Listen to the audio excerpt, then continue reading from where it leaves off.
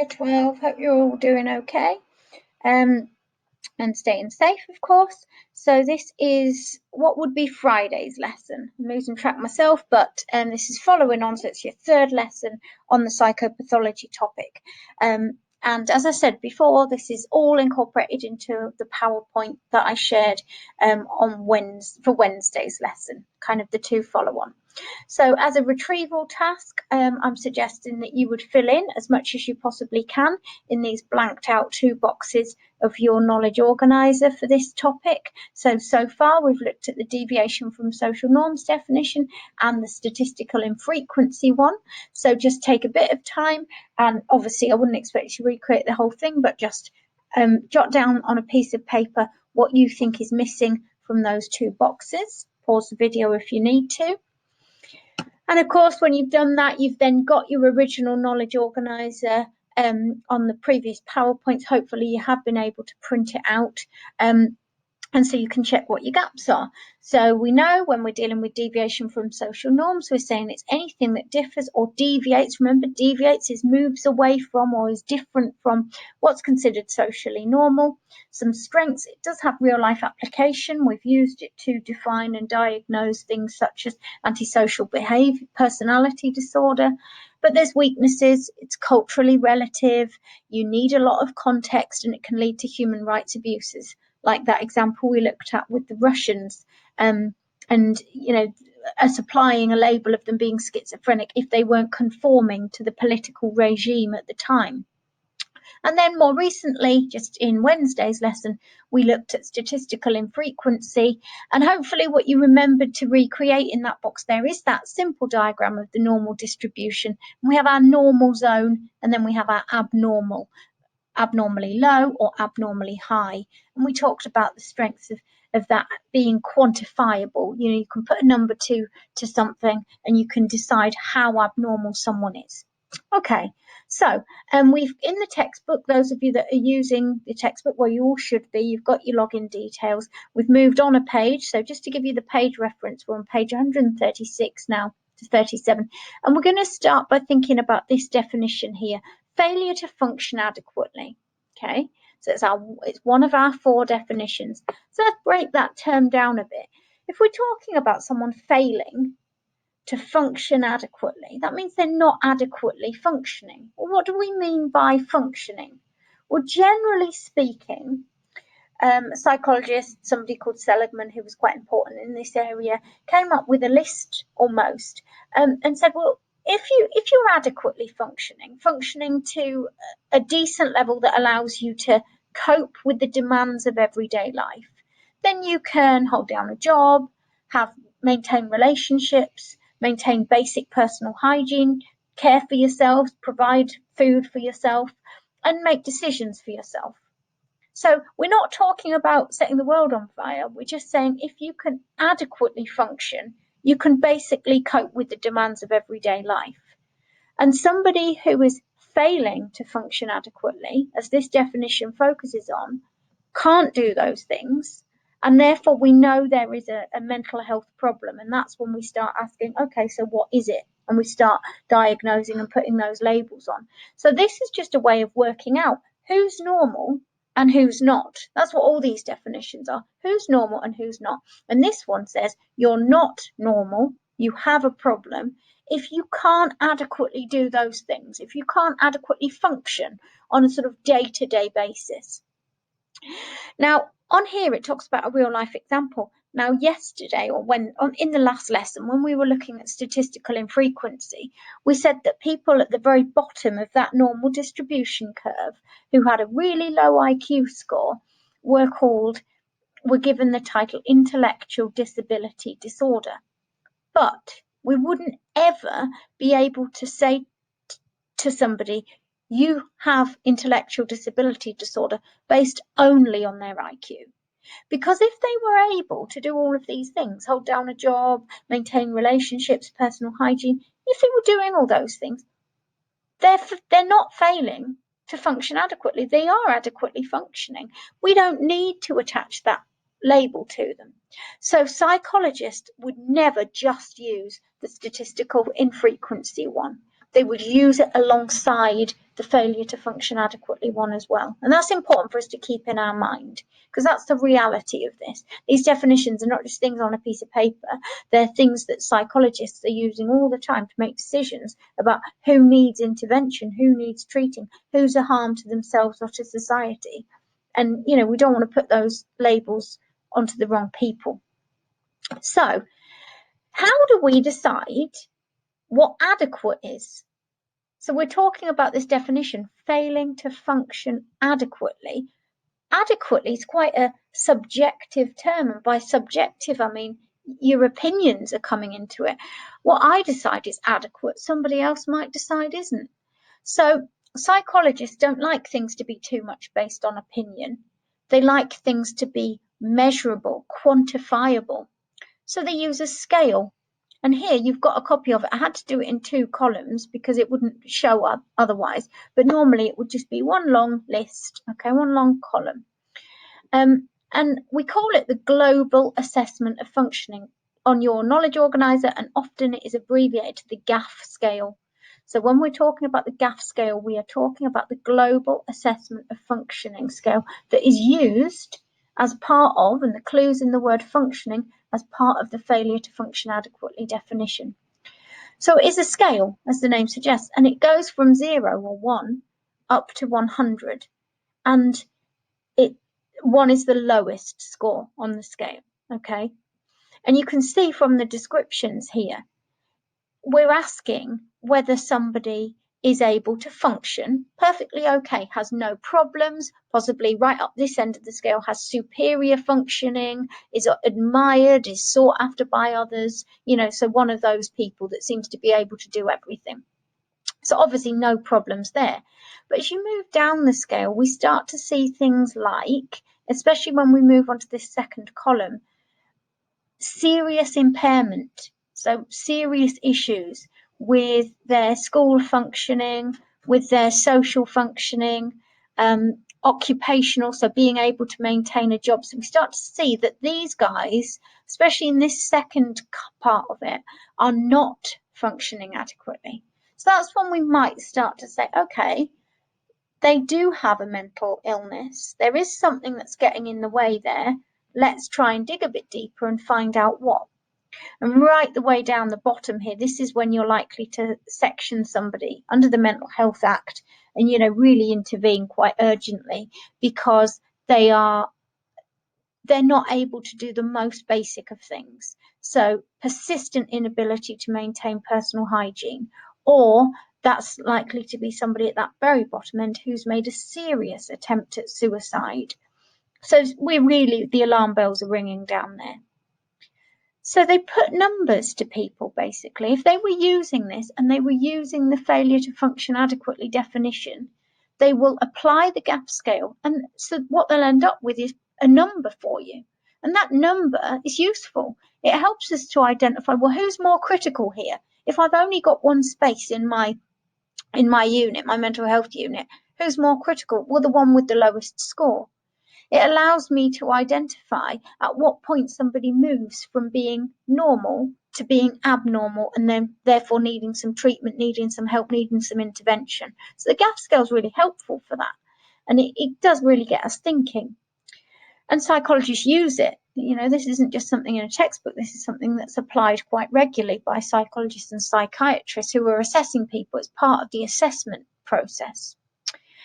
We do have to be careful, though, because if we look a little bit deeper and dig a bit deeper, if I'm thinking about somebody who chooses to have an alternative lifestyle, they choose not to have a job, they maybe choose not to own a house or live in their own property, maybe they choose to live in a caravan, then I have to be careful because that's just a personal choice. That's about individuals having choice and freedoms, and yet actually it might fall here because that's not the social norm. And we might say, oh, well, you haven't got a job, so you are failing occupationally, you're failing to function adequately. And we have to be really careful about that because we don't want to label entire groups of people that choose to have an alternative lifestyle as as failing and as having mental health problems. Also, we have to be really careful because it's a bit similar to the social norms definition, where, you know, we have to be careful not to think about the culture. Somebody who has hallucinations, it might be part of their culture to speak to the spirit world. We talked about that example the other day. So I have to be really careful that I am not labeling somebody when actually it's just their culture and it's the way they've almost been taught to behave, the way they've been brought up. So there are some problems with this definition. When you look really closely at the GAF scale, you could make some quite unfair judgments. Somebody who chooses to be a bit of a social recluse, to choose not to have lots of social relationships, friendships, it might be a choice, but this would suggest, because they've got impairment in social relationships, because they haven't got any, that would suggest they've got a mental health problem. Well, maybe they have, but maybe they haven't. So again, it's got its limitations. And in the textbook, you'll see there's a few evaluation points that you can use to update your sheet. Okay.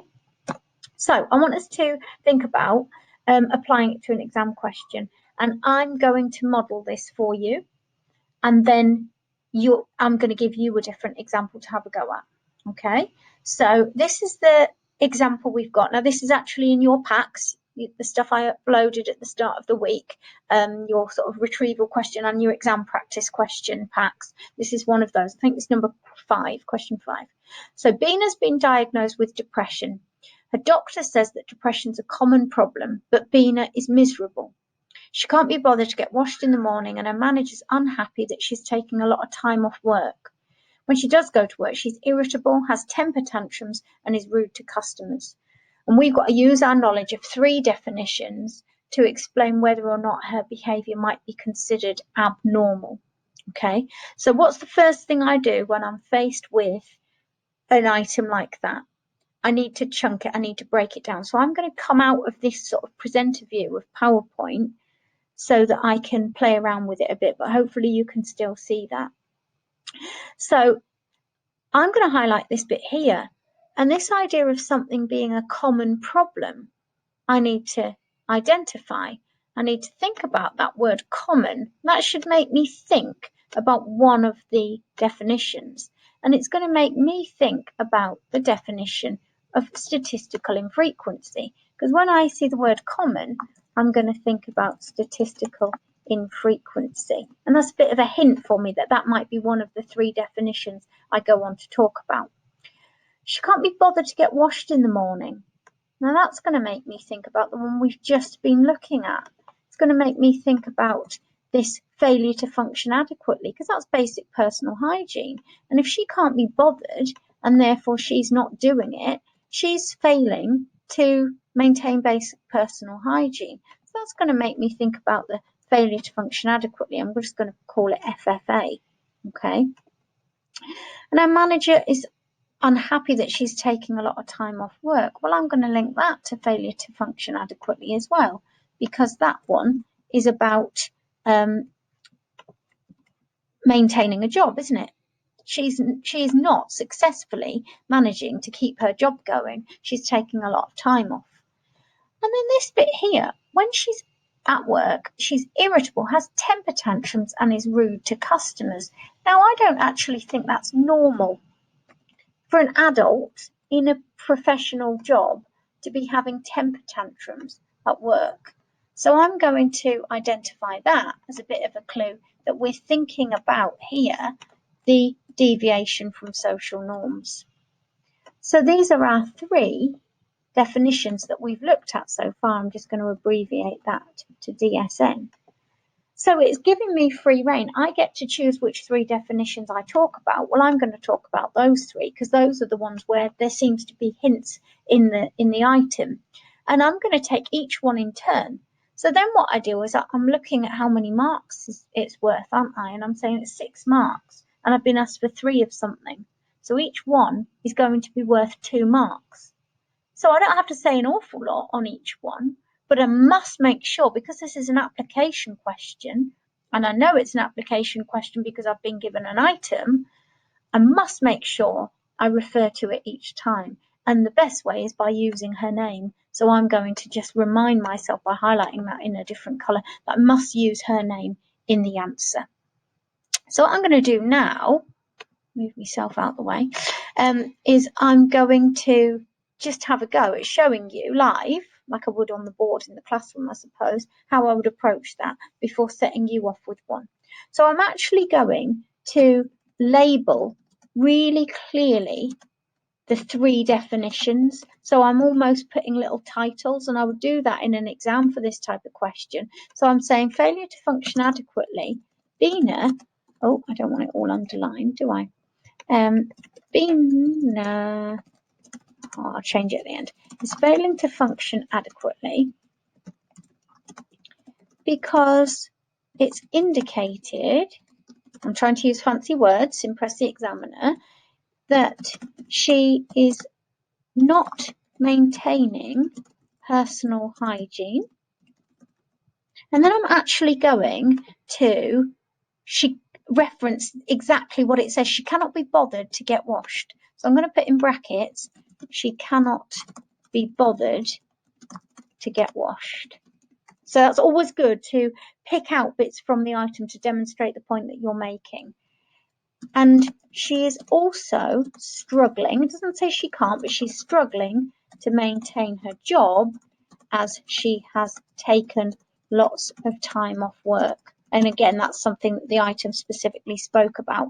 And that's all I'm going to do for that one, because I'm going to get the mark for correctly applying the definition and then making it relevant to Bina. Okay, and I've used the wording, haven't I? I've said she's failing to function adequately. So then I'm going to do statistical infrequency, because I've got to do 3, remember. And for this one, let's just correct that so it's not all there. For statistical infrequency, I'm going to say Bina's doctor suggested that depression is normal. So using this definition, she is not abnormal. Now, I feel like that's not saying enough to get 2 marks. So I want to throw in a bit of other knowledge and show the examiner that I know what I'm talking about. So I'm just going to bring in this idea of the normal distribution. This would suggest that Bina would fall into the area of normal in a normal distribution curve. Okay. And that's, again, that's my 2 marks. And then the last one is, of course, deviation from social norms. And remember, I picked out all of these clues from the item. And so I'm just going to say deviation from social norms. And I'm going to say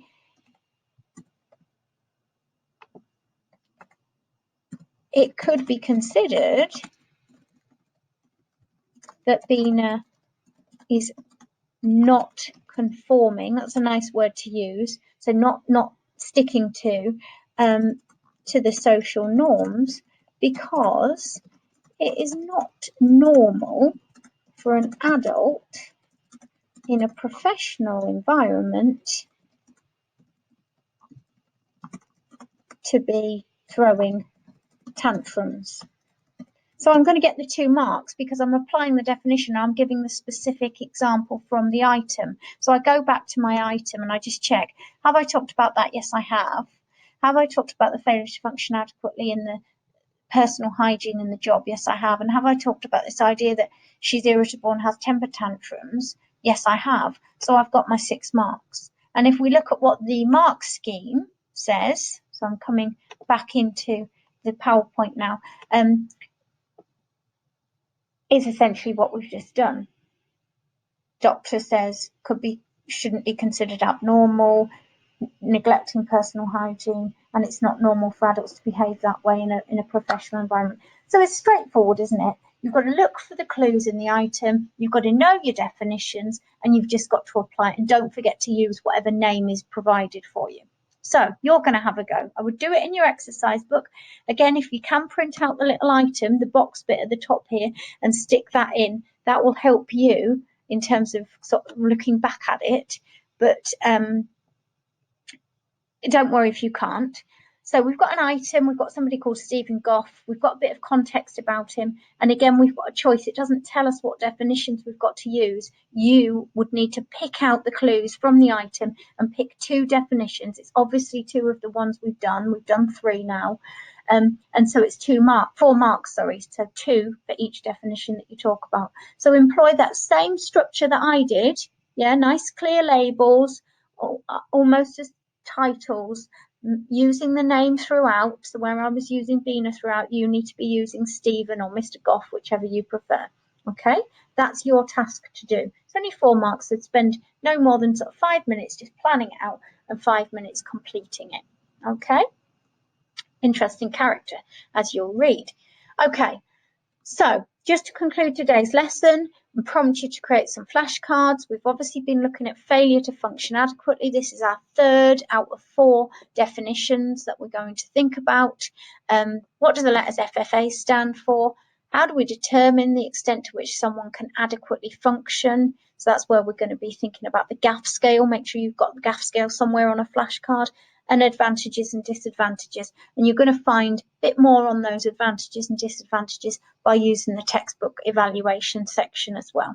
Okay, so that concludes that lesson. So next week, Tuesday's lesson, we'll be looking at the 4th and final definition, and we'll bring it all together and start thinking about what other types of questions we might have on this particular part of the topic. Okay, take care.